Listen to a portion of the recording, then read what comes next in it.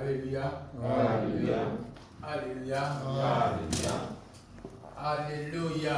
Alléluia. Je crois que c'est encore un peu timide. Alléluia. Alléluia. Alléluia. Alléluia.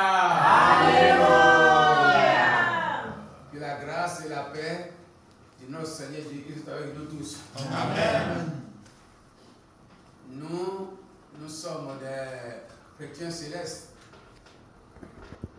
et nous sommes membres de l'église du Saint Céleste.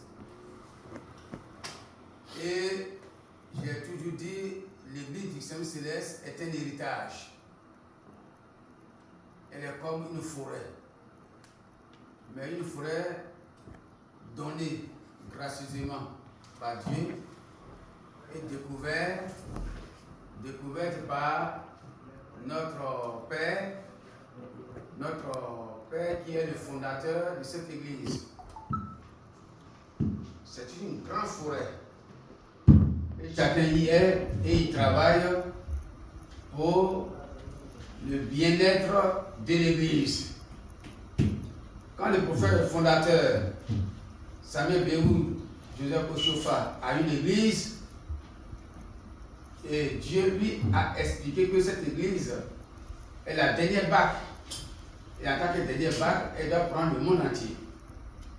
Mais on ne peut pas fonder une église sans une organisation. Vous voyez très bien.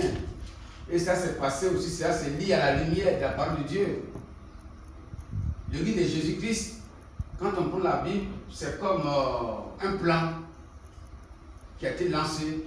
Il faudrait faire donc la fondation. Et donc beaucoup de serviteurs. Jusqu'à ce qu'il y ait le premier concile que nous découvrons dans les livres des Actes des Apôtres, chapitre 15. C'est la même chose pour notre église. Le père fondateur, le prophète Samuel Béhou Joseph Oshofa, nous a laissé l'église. C'est à nous de l'organiser. Et dans l'organisation, Dieu, par cet esprit, nous a aussi suscité et nous a donné l'esprit pour comprendre la vie de l'église. Et cet institut dont nous parlons aujourd'hui est parti effectivement d'une révélation. Et nous n'allons pas lire tout, mais ce que nous allons faire, nous allons conseiller à tous les membres de l'Institut, du conseil d'administration, d'avoir un peu ce document qui est édité par l'Institut, de sorte qu'ils puissent comprendre un peu le fondement de la chose. Ce n'est pas un être humain, moi qui ne suis rien, devant Dieu, qui se lève et dit bon, on crée l'Institut. Ou alors on fonde un institut.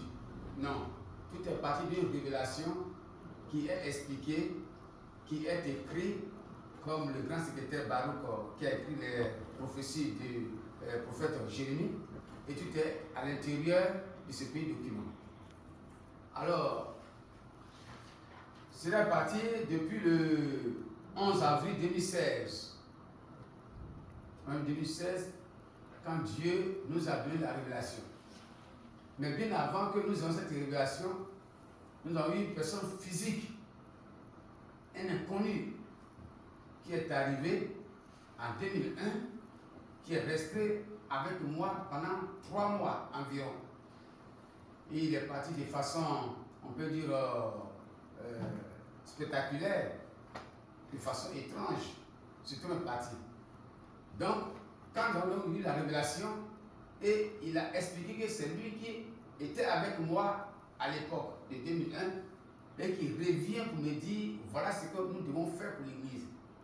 Voilà comment, de façon succincte, est née l'idée sur le projet de bâtir l'Institut de théologie pour l'Église du christianisme céleste. Alors, c'est une école de formation. Parce que dans la réalité même, une église qui n'a pas son fondement sur la théologie, elle ne peut pas subsister longtemps.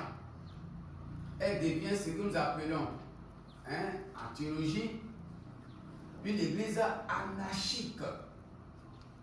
Et il faut lutter de sorte que l'église du ciel céleste, d'ici 100 ans, ne devient pas une église anarchique. Aujourd'hui, on ne peut rien contrôler. L'église ne peut pas contrôler ses prophètes. L'église ne peut pas contrôler ses évangélistes. L'église ne peut pas contrôler même ses pasteurs. Et chacun, il fait ce qu'il fait. Souvent même, ça dégrade l'église. Ça souille la réputation de l'église. Pourquoi? Parce que les serviteurs de Dieu qui y sont n'ont pas été formés au départ. Alors, pour parer à ces choses, voilà comment Dieu a voulu que l'Église ait une